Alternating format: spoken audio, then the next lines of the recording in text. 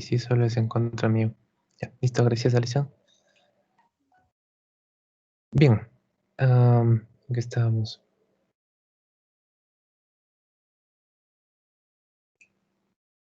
Vamos a resolver un par de ejercicios más entonces de movimiento vertical de caída libre. Vamos a hacerle a este.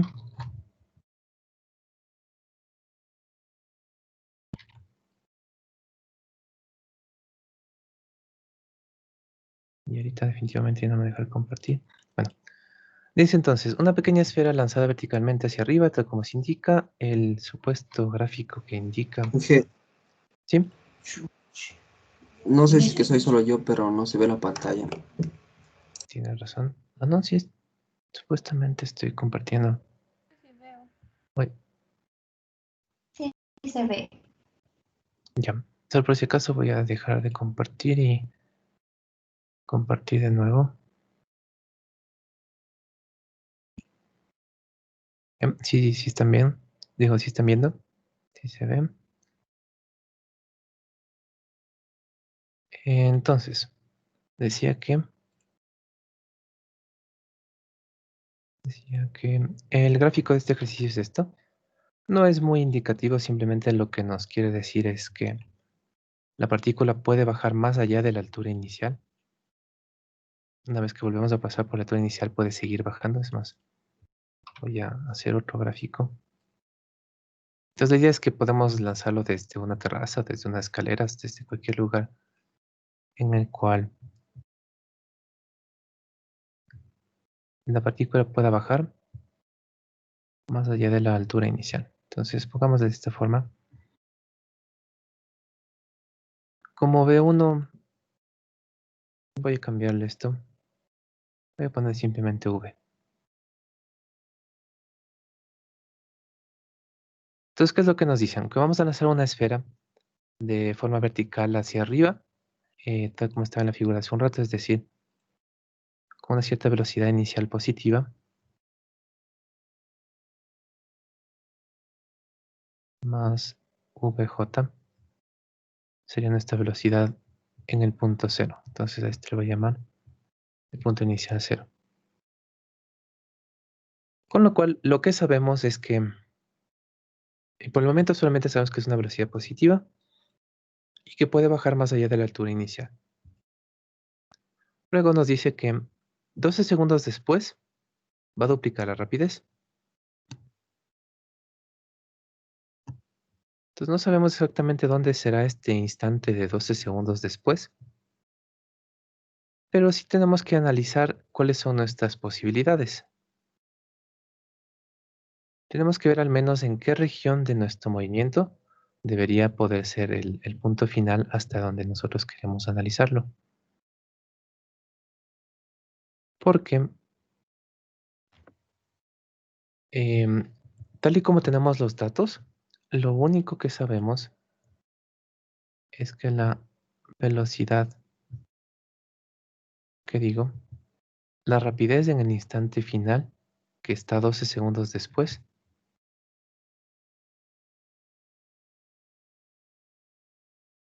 lo único que sabemos hasta entonces es que la rapidez se va a duplicar.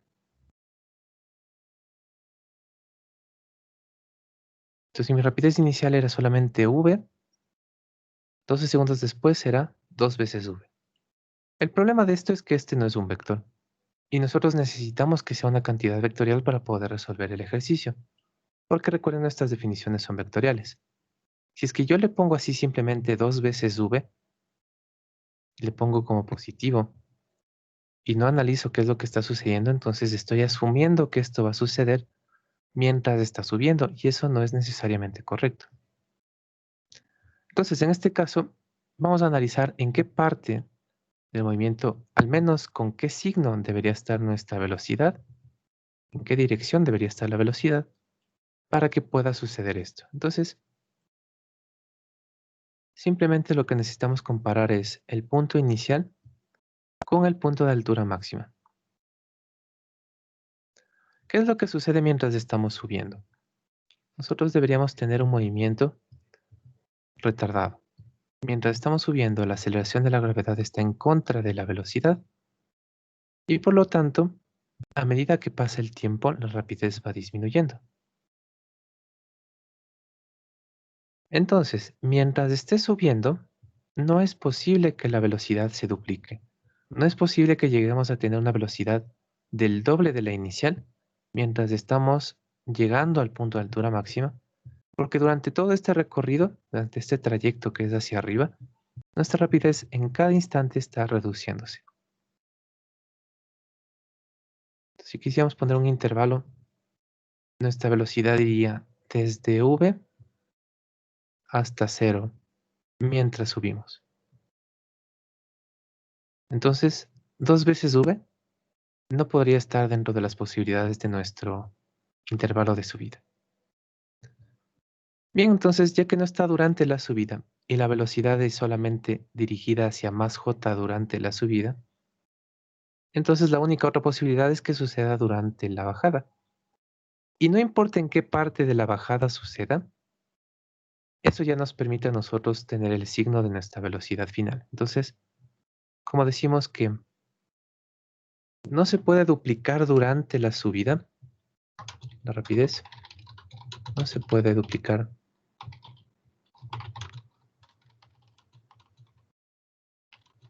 porque tenemos un movimiento retardado y por lo tanto la velocidad final, la velocidad a los 12 segundos, nosotros ya sabríamos que tiene que ser vectorialmente menos 2vj.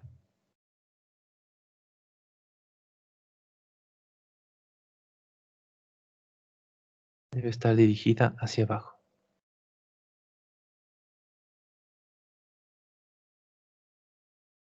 ¿Sí? ¿Estamos de acuerdo con esto?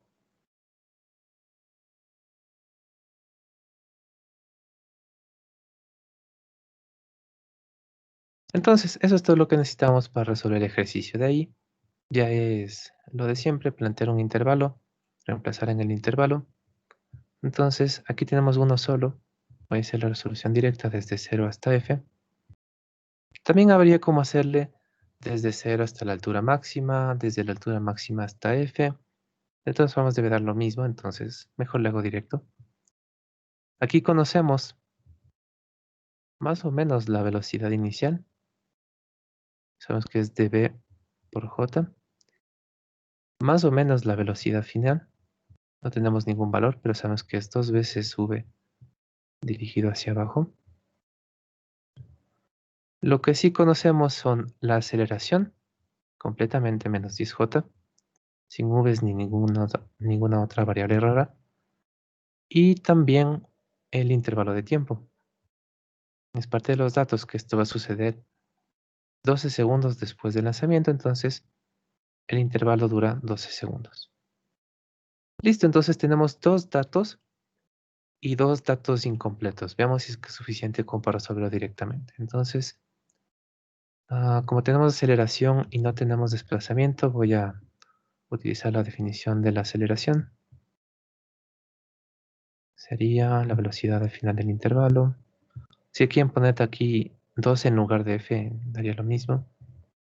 Menos la velocidad inicial sobre la duración. La aceleración sabemos que es de menos 10j. La duración sabemos que es de 12. Vamos reemplazando los otros. Menos 120j es igual a menos 2 veces v.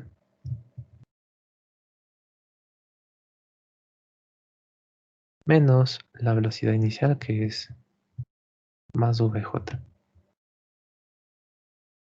Todo está por menos vj, entonces voy a dividir toda la expresión para menos v, para menos j. Y me quedaría que menos 3 veces v, j, es igual a menos 120j. Es decir, que ya tengo la rapidez que habíamos marcado como v. Bien, En este punto es útil hacer una rápida comprobación, especialmente cuando hay ejercicios de este estilo en lo cual nosotros teníamos que sacar algún dato a partir de nuestro conocimiento respecto a cómo es el ejercicio.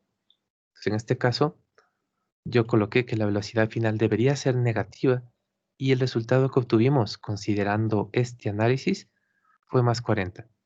Pero puede ser que yo tal vez me equivoqué en el análisis, tal vez le puse que es positiva y por lo tanto siempre es bueno hacer una rápida comprobación, especialmente en este tipo de ejercicios. Entonces, lo que podría hacer es, ya que yo saqué que mi velocidad inicial aparentemente tiene una magnitud de 40, veamos si se cumple la condición principal del problema, que recuerden era esta de aquí, que la rapidez se va a duplicar después de estos 12 segundos. Su rapidez se duplica. Entonces veamos si se cumple. Si es que la velocidad inicial, uy, si es que la velocidad inicial, de acuerdo a lo que yo saqué, fuera más 40J, entonces ¿cuánto sería la velocidad después de 12 segundos, bajo los efectos de la aceleración de la gravedad? Podríamos volver a aplicar esta relación. Este es menos 10J. Este es 12 otra vez. Este, de acuerdo con mis datos, con el resultado que yo saqué, sería más 40. Y por lo tanto, la velocidad final será de 40J menos 120. Es decir, de menos 80.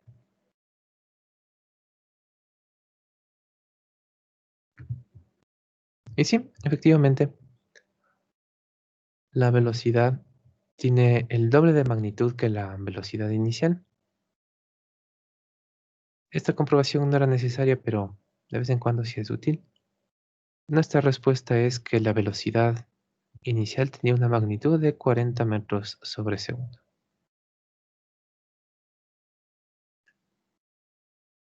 Y listo, creo que eso me pidieron que termine. Sí, su rapidez de lanzamiento, pues la rapidez de lanzamiento es 40. ¿Alguna pregunta?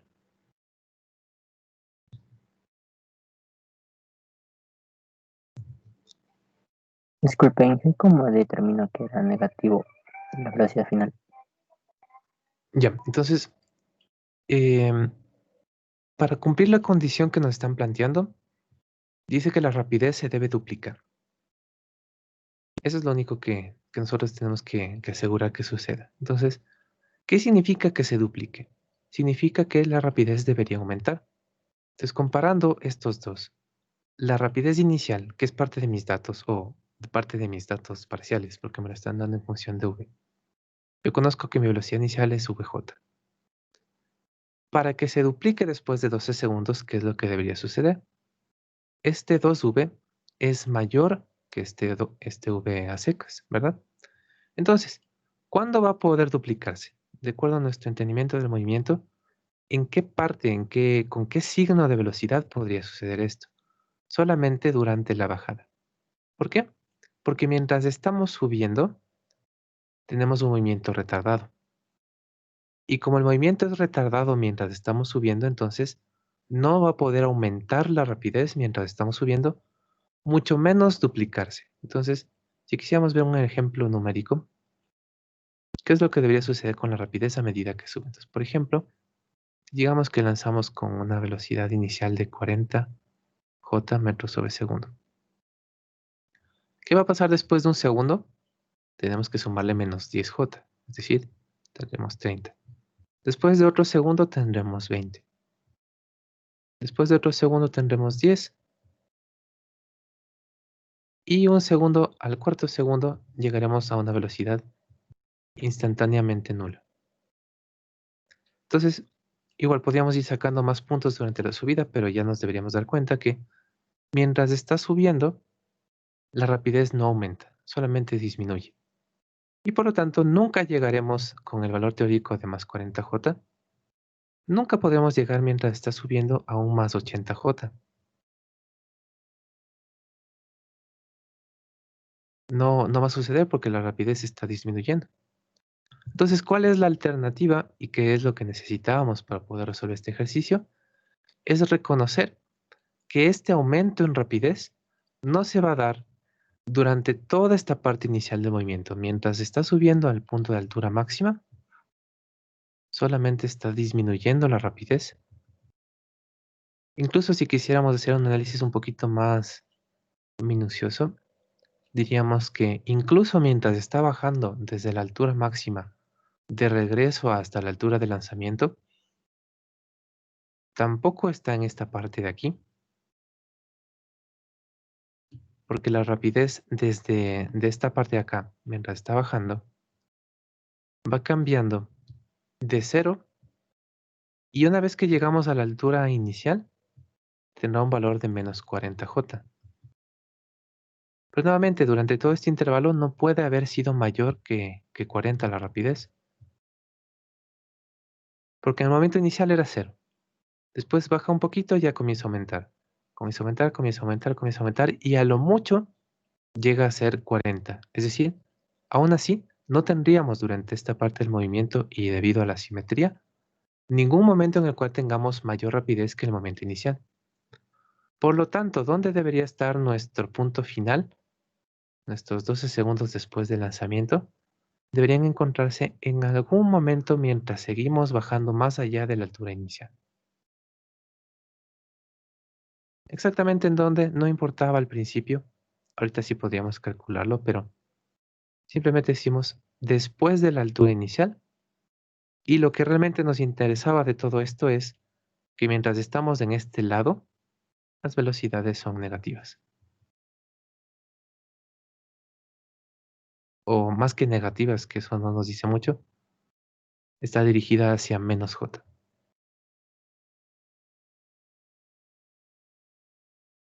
Sí, sí está más o menos.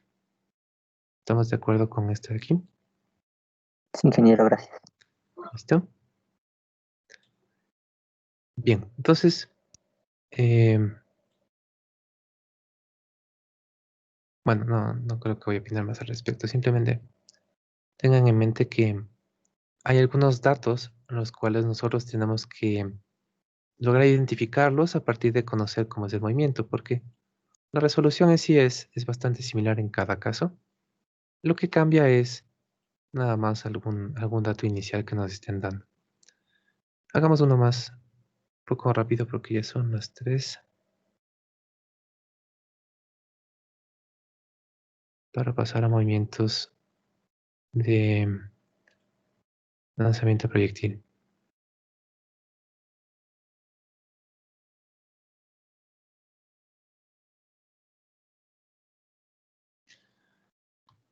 Entonces veamos este.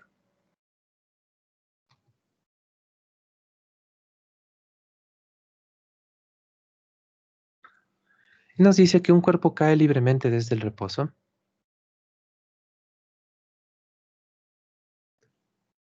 Entonces ahí ya tenemos un dato numérico. Desde el reposo significa que nuestra velocidad inicial era nula.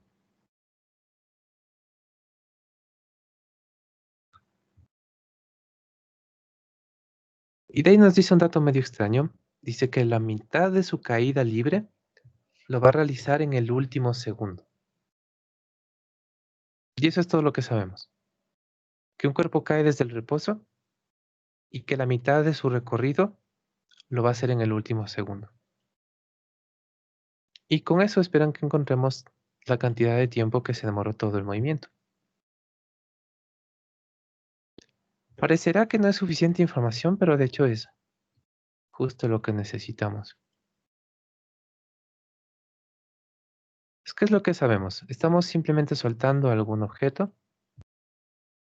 el cual entraría en una caída libre, estaría bajo los efectos únicamente de la aceleración de la gravedad. En este caso, y a menos que el ejercicio diga lo contrario, consideraríamos que cerca de la superficie terrestre, es decir, aceleración de menos 10J.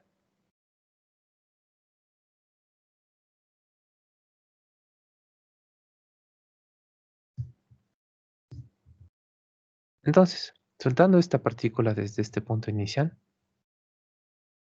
Y dado que estamos en un movimiento de caída libre, vamos a hacer un cierto recorrido, el cual va a terminar cuando lleguemos al suelo.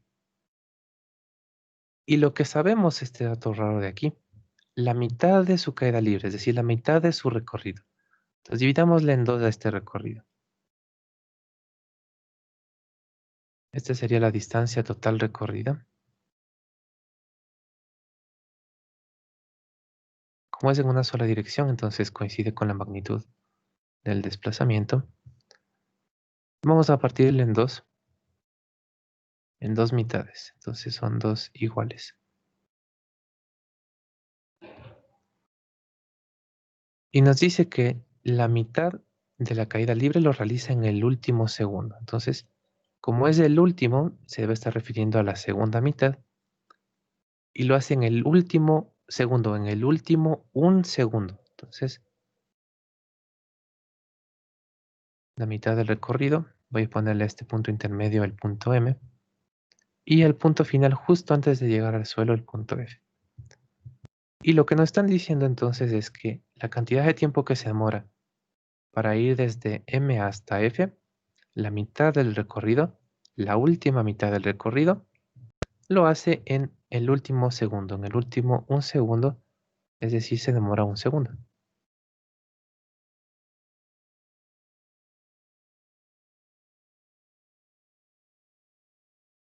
Y listo, eso es lo que nos están diciendo. Esa es toda la información que tenemos.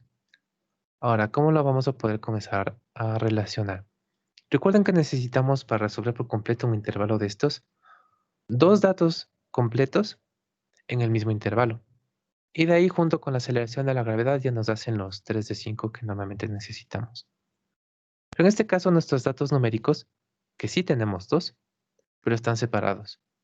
La velocidad inicial nula nos podría servir para el intervalo desde 0 hasta m, de aquí a acá, o desde 0 hasta f, de aquí a acá.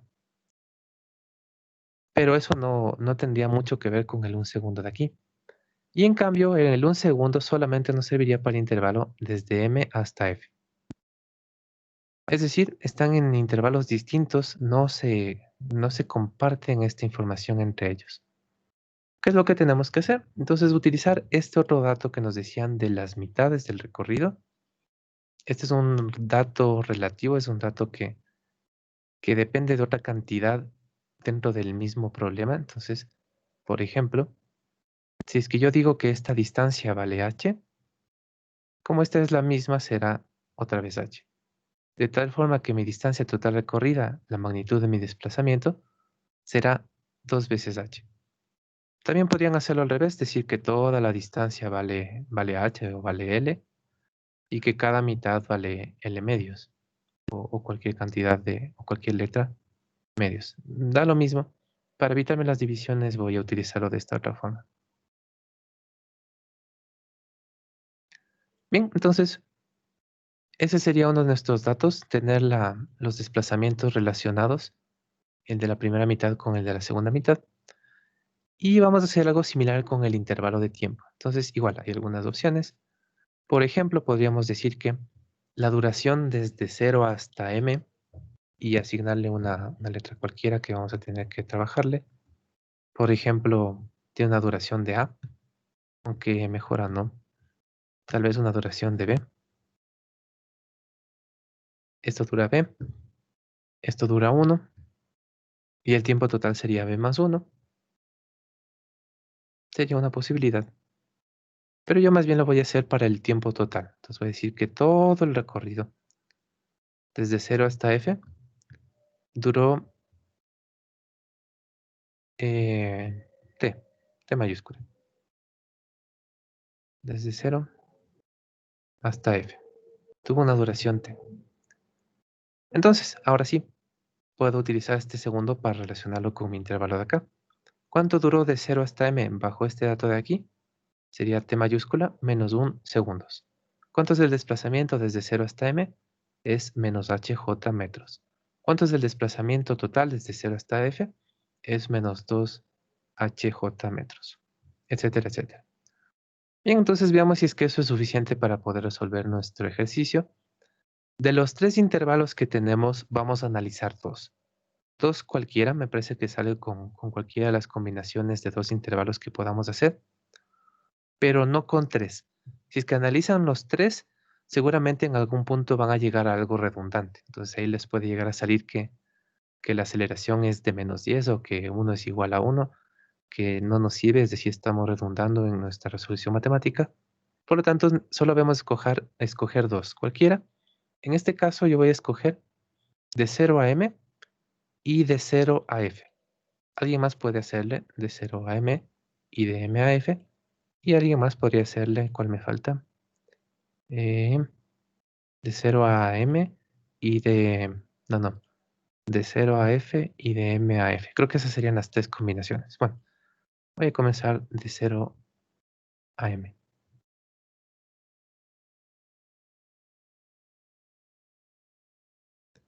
¿Qué nomás conocemos aquí?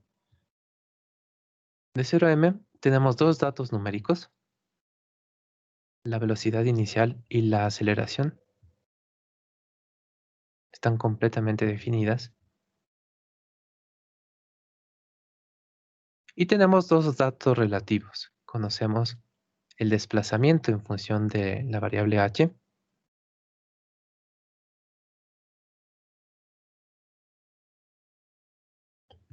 y conocemos que es el otro el intervalo de tiempo, en cambio en función de la variable t. Sería t-1.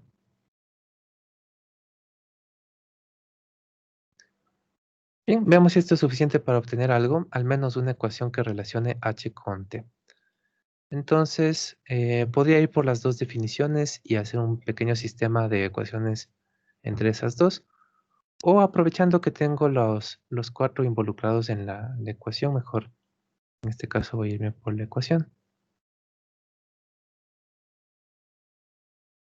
Desplazamiento es la velocidad inicial, intervalo de tiempo más la mitad de la aceleración,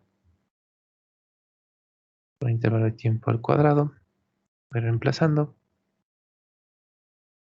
Este es menos hj. Todo este término se anula porque la velocidad de 0 es nula. La mitad de la aceleración de la gravedad sería menos 5j. Y todo esto lo voy a reemplazar con este paréntesis. Entonces, ¿cómo me va quedando? Menos hj. Esto ya ni siquiera lo tomo en cuenta. Menos 5j. Y t menos 1 al cuadrado. Puedo dividir todo para menos j. Y me queda que h es igual a 5 veces t cuadrado menos 2t más 1. Voy a dejarla hasta ahí. Y voy a llamarle a esto mi ecuación 1. Y voy a tener que trabajarle con una ecuación de algún otro intervalo. Entonces, nuevamente, si es que aquí le seleccionan cualquiera de los otros dos, de m a f o de 0 a f debería dar lo mismo. Yo voy a usarle desde 0 a f.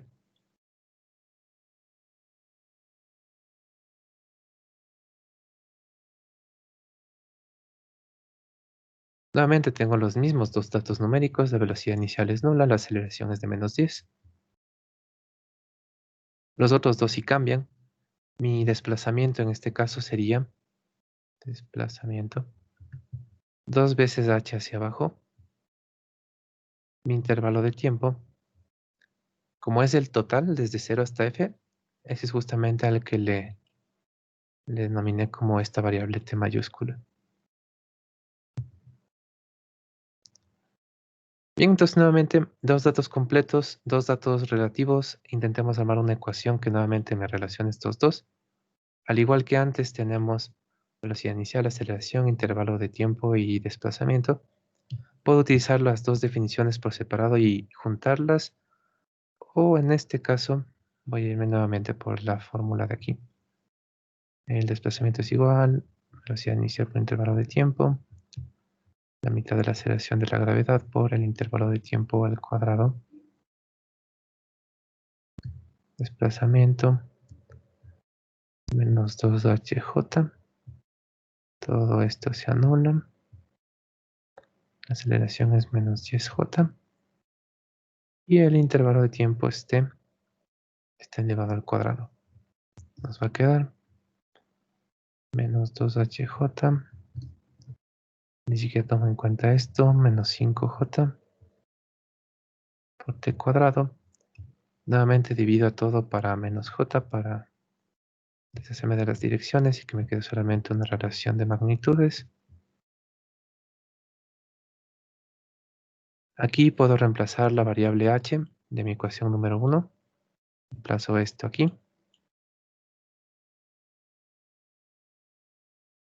Voy a ponerlo así. Con ayuda de la ecuación número 1, esto se transformaría a 2 veces 5 veces v, que digo v, t cuadrado menos 2t más 1.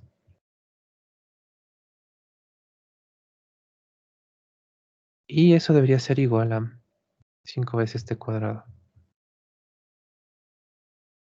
Listo, entonces ya tengo una ecuación cuadrática la cual debería poder resolver. 2t cuadrado menos t cuadrado menos 4t más 2.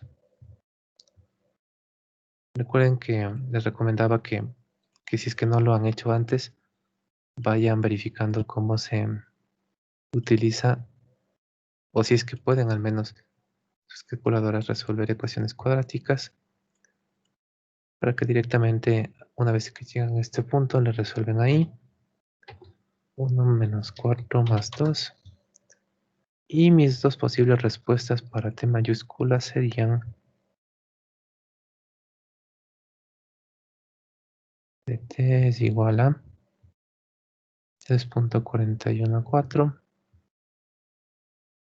o t es igual a 0.5858.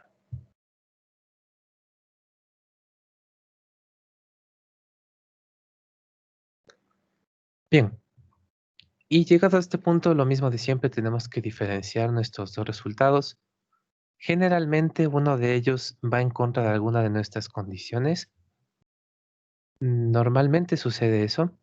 No siempre, por ejemplo, si es que incluso en uno de estos mismos ejercicios, como en el de arriba, digamos que llegamos a analizar un movimiento en el cual tenemos un lanzamiento hacia arriba, en el cual queremos encontrar el instante en el cual se encuentran en una determinada posición.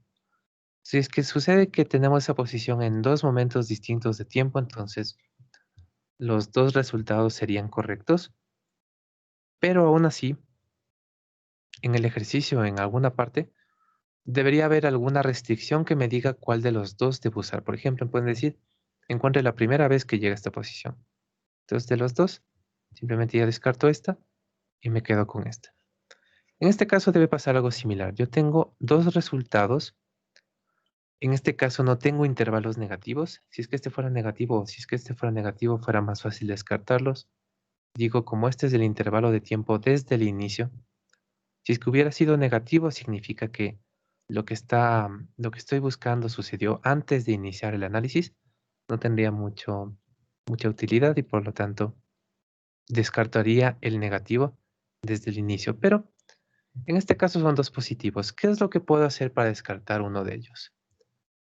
Si es que nos fijamos en nuestro gráfico, lo que me está diciendo la segunda respuesta es que la cantidad de tiempo que se demoró todo este movimiento, desde que soltamos la partícula hasta que llegó al suelo, es que se demoró 0.5858 segundos. Pero no habría la posibilidad de que todo se demore esta cantidad de tiempo, porque la segunda mitad por sí sola se demoró 1 segundo.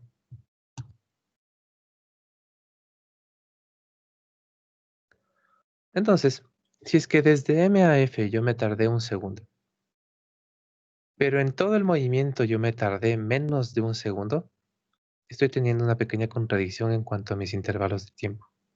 Y por lo tanto no puede ser este de aquí. Sí es una respuesta para la ecuación cuadrática que tenemos, pero no cumple esta condición de nuestro problema. Y listo, entonces la respuesta debería ser la otra.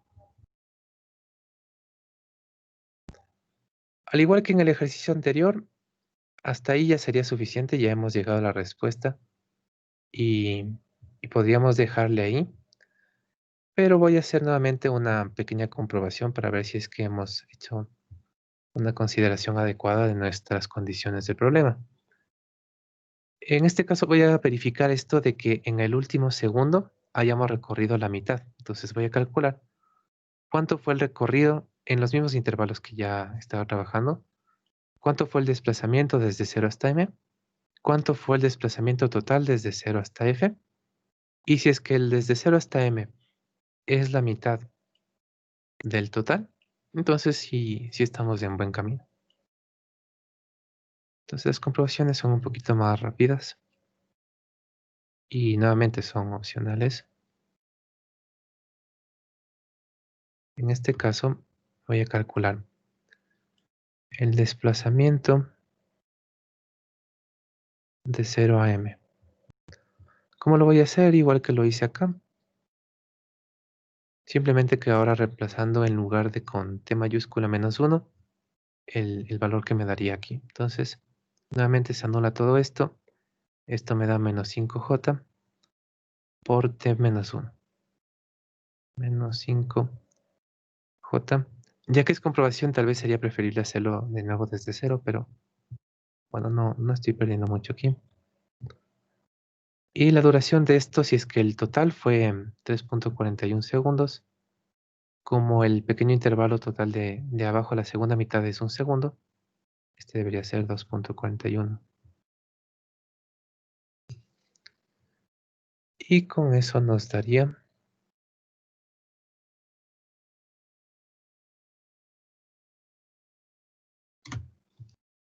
desplazamiento 1 menos 5 por 2.41 al cuadrado. Menos 29.04j.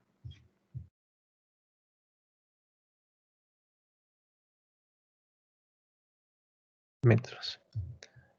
Entonces aparentemente bajamos 29 metros, un poquito más de 29 metros durante el primer intervalo. Veamos cuánto saldría mi desplazamiento total de 0 a f. Entonces, nuevamente sería bueno plantear la ecuación original desde el comienzo y reemplazando con el nuevo dato que yo calculé. Y me va a quedar esto.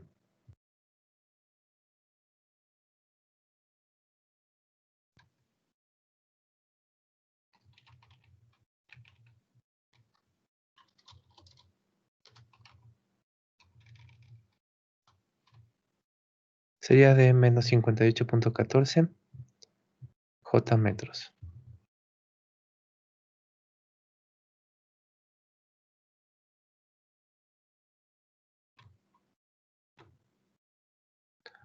Bien, entonces veamos si es que se cumple realmente que este es el doble de este.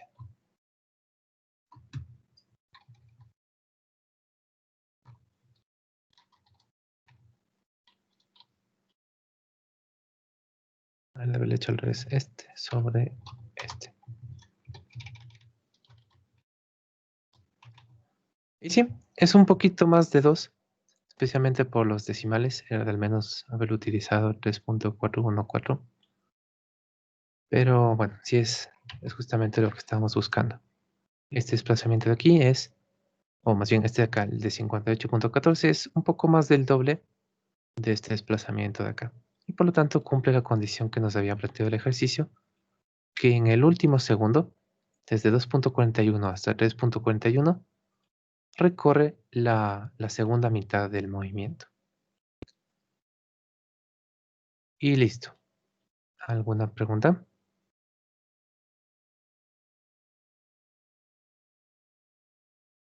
Voy a guardar una copia.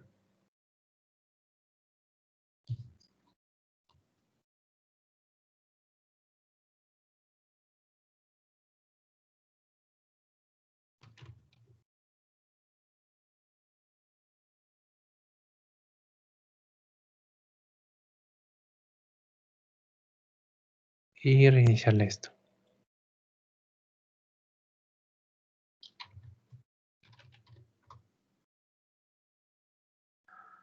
Bien, entonces hasta ahí llegaríamos con el movimiento vertical de caída libre.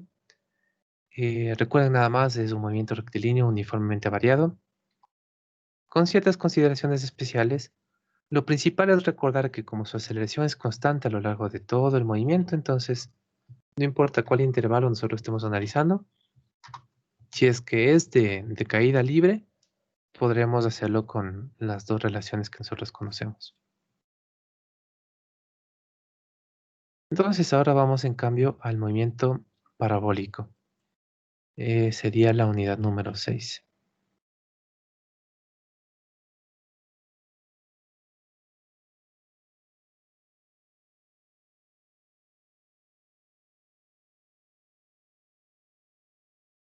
Sí, sí se guardó. Bien, no se guardó.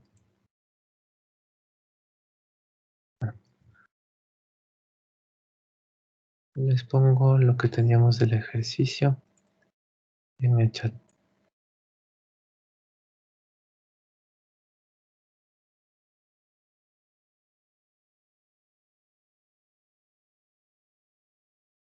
Y también aquí.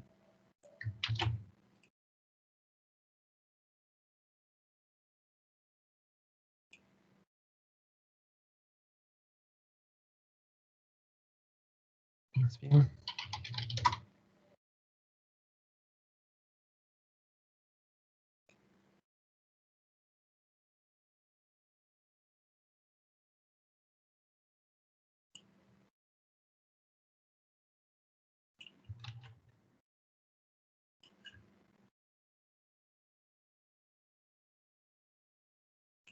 Bueno, entonces de ahí vamos a estudiar el movimiento parabólico, específicamente el lanzamiento de proyectil. ¿Qué es lo que tenemos que considerar para este movimiento? Primero, hagamos una pequeña revisión general de lo que quisiéramos decir con movimientos parabólicos. Entonces, cuando hablamos de movimiento parabólico a secas, de hecho estamos hablando de una gran variedad de movimientos simultáneamente. Entonces, cuando hablamos de un movimiento parabólico, lo único que estamos diciendo es que nosotros conocemos que la trayectoria tiene que ser una parábola. Siempre y cuando cumplamos con eso, tendría que ser un movimiento parabólico.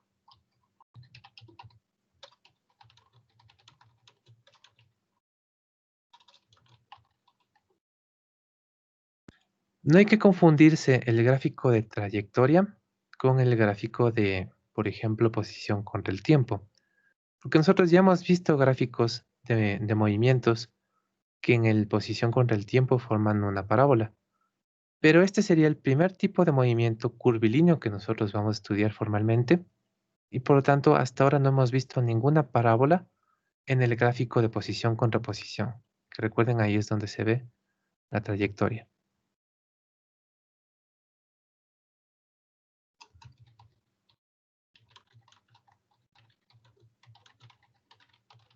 Posición contra posición si es que es en el plano, en alguno de los planos, por ejemplo en el XY, o posición contra posición en los tridimensionales. En estos son los gráficos que vamos a ver una parábola. Pero teniendo parábolas en este tipo de gráficos, tenemos algunas opciones. Por ejemplo, suponiendo que esta es mi parábola, podríamos tener una parábola de esta forma, que abre directamente hacia abajo, con el eje de la parábola haciendo de forma vertical. Puede ser que se abra hacia arriba. Puede ser que esté inclinada.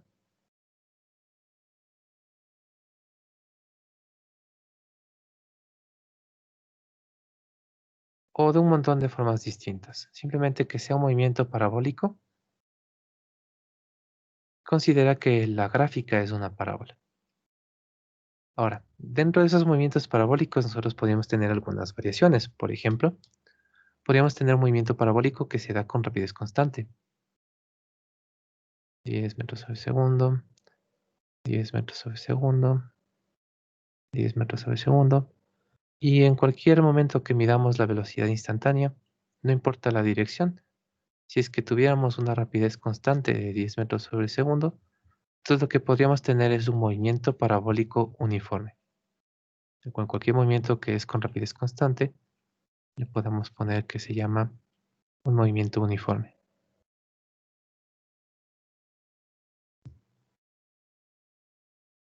Movimiento parabólico uniforme. Sabemos que existen, pero nosotros no los vamos a resolver. De igual forma, cualquier trayectoria parabólica que tenga una rapidez que va incrementando o disminuyendo de forma lineal, por ejemplo, que cada segundo haya que sumarle o restarle 10 metros sobre segundo. Entonces, por ejemplo, comenzando con 1, más 10, 11, más 10, 21, más 10, 31, etcétera, etcétera. Si es un movimiento posible, a este le llamaríamos un movimiento parabólico uniformemente variable, porque si la magnitud de la aceleración tangencial es constante, en este caso sería una magnitud de 10 metros sobre segundo, sería un movimiento uniformemente variable. Parabólico uniformemente variable. Podríamos tener un movimiento parabólico variable, y aquí hay un montón de posibilidades. Por ejemplo, podría ser que la rapidez está cambiando, pero no de forma lineal, pero sí de forma controlada, de forma calculable al menos. Por ejemplo, digamos que es la rapidez es el cuadrado del instante de tiempo.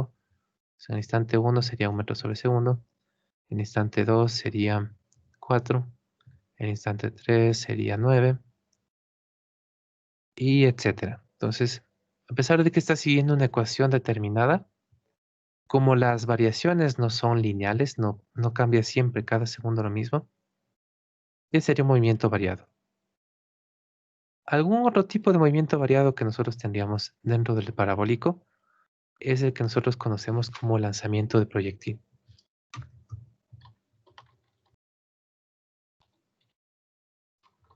Este es un movimiento muy específico, el cual tiene dos consideraciones. Además de tener una trayectoria parabólica, y por lo tanto de ser un movimiento parabólico variado,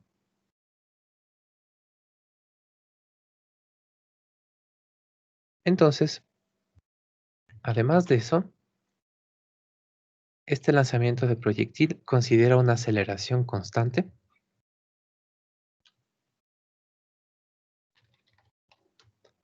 pero para asegurarnos de que salga una trayectoria parabólica con una aceleración constante, lo único que debemos hacer es que la velocidad no coincide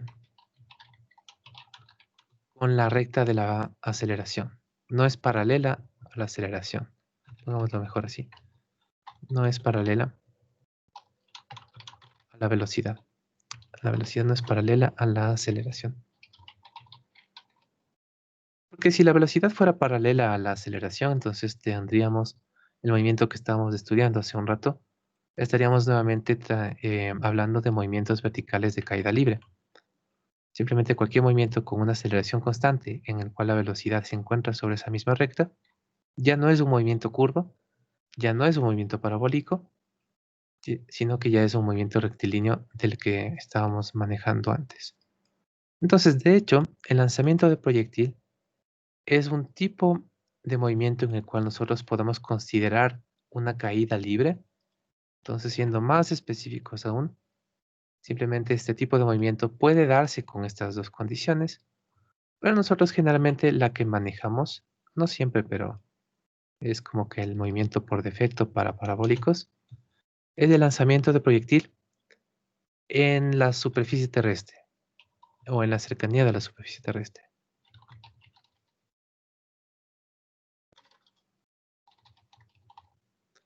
Entonces, ¿qué es lo que pasa aquí? Simplemente que esta aceleración constante tiene un valor ya predefinido que nosotros conoceríamos y que es de 10j menos 10j metros sobre segundos al cuadrado.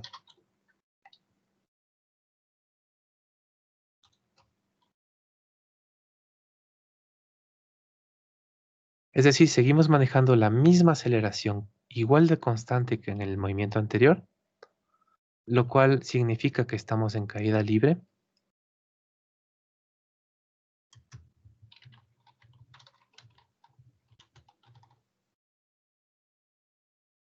Pero ya no tenemos un movimiento rectilíneo, sino que ahora tenemos uno de los tantos movimientos curvos. Bien, entonces, recuerden, un tipo de movimiento parabólico se da cuando la aceleración es constante y la velocidad no es paralela. No es paralela a la aceleración. Si es que fuera paralela, fuera un movimiento rectilíneo. Y específicamente nosotros nos centramos en este de aquí, el lanzamiento de proyectil en la superficie terrestre. Es decir, que la aceleración, que debe ser constante, es conocida, es la que nosotros manejamos en la cercanía de la superficie terrestre. Y por lo tanto, lo único que necesitamos para que nuestra caída libre se transforme en este tipo de movimiento parabólico variado es que el ángulo entre la aceleración y la velocidad no sea ni de 0 ni de 180 grados.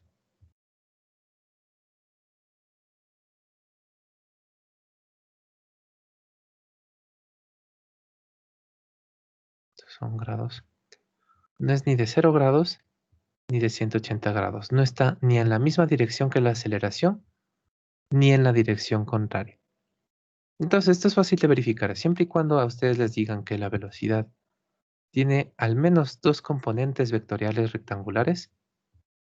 Por ejemplo, si les dicen que la velocidad inicial es de 4i menos 7, bueno, para que se parezca a este, más 7j, como ya no está solamente en j, como tiene también en este caso una componente horizontal en x, entonces ya sería uno de estos movimientos curvilíneos parabólicos de lanzamiento de proyectil, recordando que la aceleración está solamente en el eje y.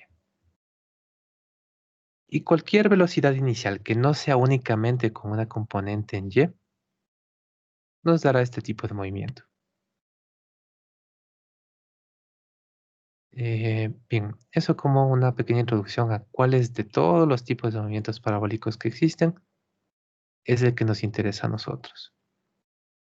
¿Por qué utilizamos este movimiento que al rato de definirlo parecería un poco rebuscado? Porque es un movimiento fácil de resolver. Dentro de lo que nosotros conocemos, ya estamos en la capacidad de resolver cualquiera de estos movimientos parabólicos, así que solamente vamos a ver ciertas consideraciones específicas de cómo hay que manejarlo. Bien, entonces, no sé si me pueden ayudar diciéndome o por micrófono o por el chat ejemplos de movimientos parabólicos que se puedan presenciar en el día a día. O bueno, no tan en el día a día, pero que se puedan llegar a presenciar. Por ejemplo, yo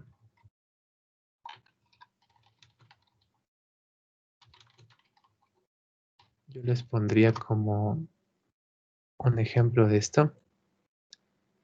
El lanzar una pelota de básquet hacia el aro.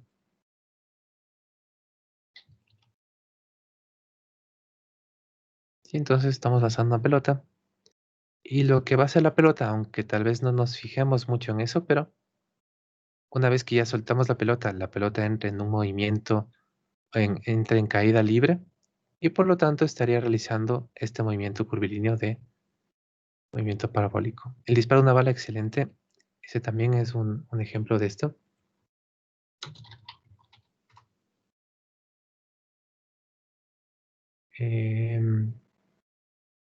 Sí, cualquier disparo puede ser de un cañón, de una pistola, de una escopeta, de un rifle francotirador. Cualquiera de ellos lo que representa es un movimiento parabólico. Voy a ponerle como figura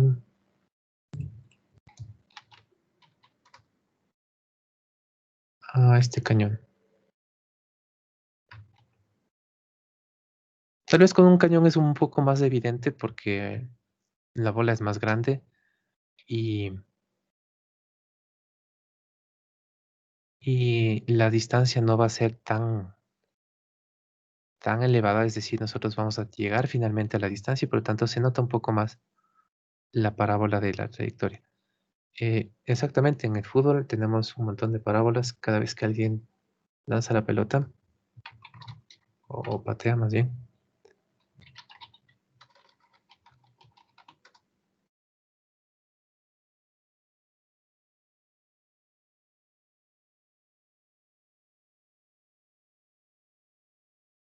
Sí, entonces, en el fútbol también, en el vóley también, exactamente.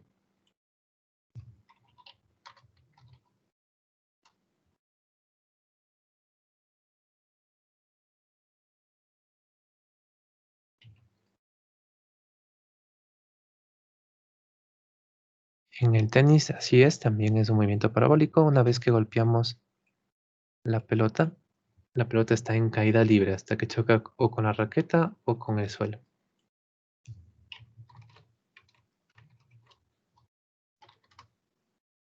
Veamos si me sale alguna imagen de eso. Esta está.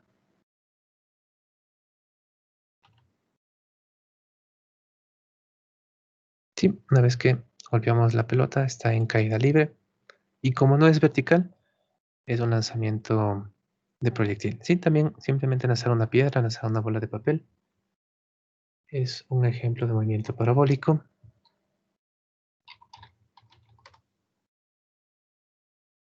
Eh, Voy a poner este. Sí, lanzar una piedra, lanzar una bala. Es un ejemplo. Un péndulo no, porque está sujeto a una cuerda y esa cuerda seguramente está sujeta a alguna otra cosa. Entonces, ya no está en caída libre, sino que está bajo el efecto de una tensión. Luego vamos a revisar eso, pero más bien sería algo que esté solamente bajo el efecto de la gravedad, que no esté en contacto con nada más. Sí, en el básquet, sí, ese sí creo que le puse. Sí, tenemos que el básquet efectivamente son movimientos parabólicos, cualquier lanzamiento, cualquier pase. Y bueno, tenemos un montón de ejemplos más, creo que lo podríamos dejar por ahí. Entonces, ¿cuál es la idea? Quiero dividir esto un poco en al menos dos grupos. Bueno, la mayoría son deportes, lanzamientos. Este nomás pongámosle por aquí al lado. Entonces, ¿qué es lo que sucede? Nosotros, muchos de los deportes, los que sean con algún balón, con alguna pelota, también el golf, el fútbol americano, cualquiera de los que tenga alguno de estos, se basan mucho en lo que son movimientos parabólicos. ¿Cuál es la cosa con esto? Entonces, parte del ser bueno en algunos de estos deportes está en conocer cómo son los movimientos parabólicos. Tal vez no seamos muy conscientes de eso porque ya es algo un poco más intuitivo, pero nosotros llegamos a ser capaces de saber, simplemente conociendo y ni siquiera exactamente, sino a simple vista, viendo qué tan lejos está nuestro objetivo o viendo qué tan lejos están nuestros compañeros y teniendo la pelota y la posibilidad de aplicarle una cierta velocidad inicial, con la cual la pelota simplemente se va a mantener hasta que llegue a chocarse con algo, y somos capaces de hacer el movimiento preciso que logra anotar un punto en este caso, que logra llegar al arco o a un compañero en fútbol o más aún en vóley, en tenis, etcétera, etcétera. Somos capaces de mentalmente y de forma prácticamente instantánea encontrar la cantidad de fuerza, que incluso es un paso más allá, aquí solamente estamos analizándolo desde la cinemática. Nosotros tenemos que ver cuánta fuerza tenemos que aplicar para lograr transmitir una cierta velocidad o tener una cierta variación de velocidad, la cual va a generar el movimiento preciso que nosotros estamos buscando. Incluso si es que nosotros descartamos el hecho de practicar algún deporte, porque más que estar haciendo cálculos, tal vez estamos aplicando un poco de lo que es memoria muscular. Cuando nosotros, por ejemplo, recibimos alguno de estos lanzamientos, si es que alguien, por ejemplo, les lanza una pelota, verán que son ustedes capaces de intuitivamente, solamente viendo el balón, percibir más o menos con qué velocidad está y más o menos tener una idea de dónde va a terminar. Entonces, somos capaces de atrapar objetos que están realizando este movimiento, lo cual en sí requeriría un montón de, bueno, no un montón, pero algo de cálculo, algo de datos, de distancias, de intervalos de tiempo. Pero aún así es un movimiento que es muy intuitivo para las personas, un movimiento en el cual estamos muy relacionados y que intuitivamente lo manejamos. Entonces, llamo un poco a esta intuitividad de este movimiento, a este conocimiento implícito que tenemos del movimiento parabólico. Recuerden, aquí les vamos a intentar dar algunas condiciones lo más medidas posibles, lo más confusas posibles también en algunos casos, para que ustedes puedan hacer alguna resolución. ¿De dónde tienen que partir la resolución de cualquiera de estos movimientos? Es de lo que ustedes ya conocen de este movimiento. ¿Cómo es? Si es que yo comienzo con una velocidad positiva, ¿qué es lo que va a pasar? En algún momento va a llegar a una altura máxima. ¿Se detuvo en la altura máxima? No. Durante todo el movimiento estuvo en movimiento. Y luego llegará hasta algún punto final. Al igual que el movimiento vertical de caída libre, es un movimiento simétrico respecto del eje que pasa por el vértice. Pero aquí tenemos incluso doble simetría, porque la simetría se da en la parábola que tenemos de la trayectoria, también se da en la parábola que tenemos en el posición versus tiempo. Entonces, es doblemente simétrico y de ahí ya nada más lo que tenemos que hacer es ir conociendo cómo es el movimiento. Si les piden alguna cosa desde el lanzamiento hasta la altura máxima, ¿qué es lo que tenemos que saber? ¿Qué condiciones se cumplen en la altura máxima? Muy parecidas a las de hace un momento, pero sí hay que tener en cuenta una pequeñísima diferencia. Eso por un lado. Ahora, ¿para qué nos interesa entonces calcular todos estos movimientos si es que nosotros aparentemente hemos sido muy buenos haciéndolo mentalmente? Y es porque ya en algunas otras situaciones es necesario tener muchísima más precisión, no simplemente ir entrenando, ir practicando y lograrle en algún momento hacer nuestro lanzamiento de la forma que esperábamos, sino que, por ejemplo, y aquí lamentablemente entra mucho la parte de guerra y comportamiento bélico, si nosotros quisiéramos lanzar un misil y quisiéramos que le llegue al enemigo y no a nuestras propias tropas, entonces ya tenemos que tener un poquito más de manejo de qué es lo que está sucediendo. Seguramente no es que cuando se llevaban cañones iban los soldados también ahí con una tabla para poder ir calculando qué distancia tienen que tener, con qué velocidad tienen que lanzar. Pero sí hay ciertas cosas ya previamente calculadas. Ya se suele saber con qué ángulo se llega, a qué distancia, por lo que de aquí prácticamente con medidas bastante estables de pólvora y de cómo va a salir la bala, entonces serán movimientos que se van repitiendo. Entonces aquí ya tendríamos una pequeña primera idea de cómo manejar un movimiento de este estilo ya previamente calculado y mucho más en cualquier otra cosa que sea ya mucho más estable, por ejemplo, el lanzamiento de un proyectil de algún cohete de forma completamente electrónica, ya es posible determinar exactamente la posición a la que nosotros queremos llegar, incluso interceptarlos, y todo eso es a partir de nuestro conocimiento de este tipo de movimientos. Por el momento no vamos a hacer cálculos muy complejos. Esto, si es que fuéramos completamente estrictos, no sería una caída libre, sino que está bajo el efecto de la resistencia del aire. Y dependiendo de cuál sea la velocidad que tiene el aire, mayor sería su efecto en nuestro movimiento. Por el momento vamos a considerar que estamos en un lugar sin resistencia considerable y con el viento lo más quieto posible. Y ahí vamos a poder hacer al menos nuestra introducción a este tipo de movimiento. Bien, entonces, ¿qué es lo que necesitamos conocer? Si es que se fijaron aquí en la definición de este movimiento, lo que yo estaba diciendo es que es un movimiento con aceleración constante y conocida. Es decir, es muy parecido a lo que nosotros estábamos haciendo hace un rato con el movimiento vertical de caída libre. Nada más que al agregarle la otra dimensión, al agregarle el eje X o el eje Z, cualquiera de los dos habría como, o incluso agregarle los dos simultáneamente, ya tenemos un movimiento que es un poquito más extenso, pero sigue siendo la misma idea. Entonces, por ejemplo, una forma en la cual podríamos resolver este movimiento es, dado que la aceleración es constante y conocida, menos 10J, si es que a nosotros nos dan alguno de los otros cuatro datos que nos faltan, por ejemplo, la velocidad inicial, que es el más común, 4i más 3J, y nos dan algún otro, por ejemplo, en este caso voy a dar un intervalo de tiempo de 0 a f, digamos que son 3 segundos.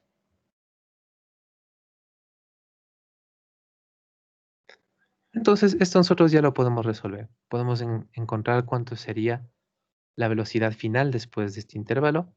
Podríamos encontrar cuánto es el desplazamiento. Simplemente teniendo en cuenta que nosotros ya sabemos manejar vectores en 2 e incluso en 3 dimensiones y que las operaciones nada más tienen que seguir nuestras definiciones. Entonces, como es un movimiento con aceleración constante, podemos aplicar nuevamente esto de aquí. La aceleración que ya no es media, sino que es la aceleración constante, sería igual a la velocidad final menos la velocidad inicial sobre la duración del intervalo. Vamos reemplazando. En este caso, esta es de menos 10J. La inicial era de 4 más 3.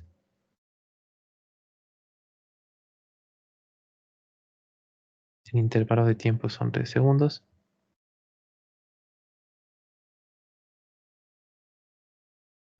Y nuestra velocidad final sería de 4i menos 27J.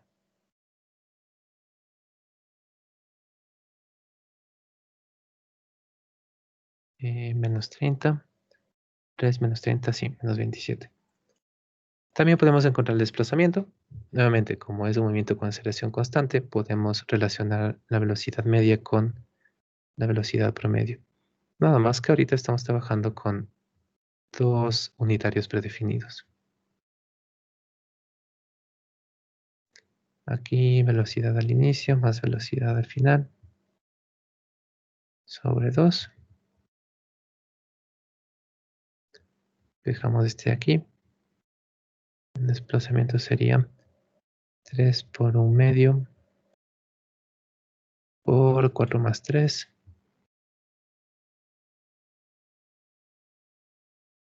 Más 4 menos 27. Y tendríamos el desplazamiento. Y listo, entonces nuevamente lo único que necesitamos para un determinado intervalo, recuerden, lo más básico que deberíamos manejar para poder hacer cualquiera de estas resoluciones es poder identificar y manejar adecuadamente los intervalos. Y una vez que lo hemos logrado, entonces no debe haber ningún inconveniente para en un intervalo determinado del cual conozcamos al menos 3 de 5, teniendo en cuenta que la aceleración ya es conocida, entonces 2 de los 4 restantes deberíamos poder encontrar los datos faltantes en cada uno de nuestros intervalos.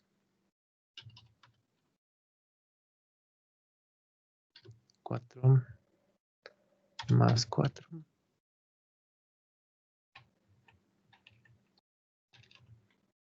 Y aquí 3 menos 27.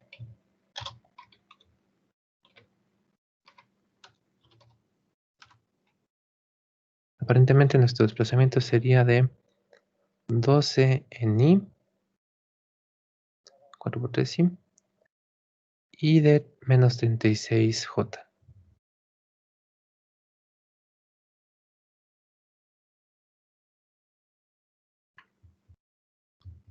Y listo, ya sabemos entonces resolver movimientos parabólicos de lanzamiento proyectil en la cercanía de la superficie terrestre.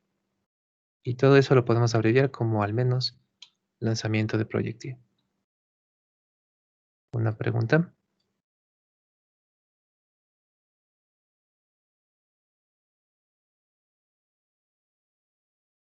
Bien, vamos a ver que normalmente esta resolución, aunque funcionaría en todos los casos, normalmente no es la que vamos a utilizar siempre, porque hay ciertos ejercicios en los cuales nos dan datos mezclados, entonces nos pueden decir algo sobre el movimiento paralelo al eje Y, algo sobre el movimiento paralelo en X, nos pueden ir separando esa información, y aunque sí es posible siempre hacerlo de esta forma, ya se va complicando un poco cuando tenemos que ir mezclando nuestros datos respecto de los dos ejes. Entonces, generalmente es preferible dividirlo en dos análisis, uno en el eje X, otro en el eje Y, cuando estemos en el plano XY al menos, o en tres análisis cuando tengamos los tres ejes, uno en eje X, otro en eje Y, otro en eje Z. Pero es básicamente esto mismo de aquí, analizar lo que es un movimiento uniformemente variado, con aceleración constante, y a partir de ello ir encontrando nuestros resultados. Entonces, El trabajo de hoy es muy parecido a este que acabo de hacer ahorita. Simplemente que vamos a ir cambiando los valores de la aceleración constante. Van a tener ahí una aceleración constante cualquiera. Pero es el mismo tipo de ejercicio. Tenemos una velocidad inicial, tenemos un intervalo de tiempo y queremos encontrar estas dos cosas. La velocidad al final del intervalo, dado que nos están dando la inicial, y el desplazamiento que hayamos hecho en el plano XY para esos datos. Entonces, eso está GR23.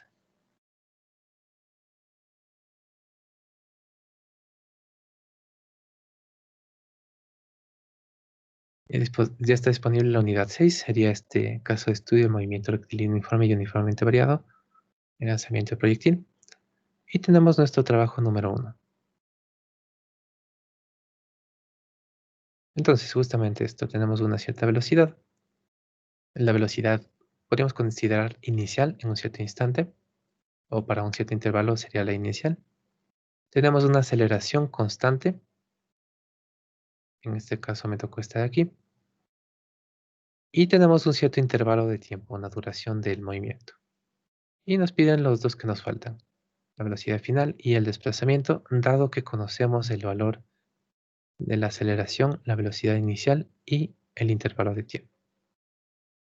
Bien, entonces, siguen haciendo el trabajo. Si tienen cualquier pregunta, me dicen nomás.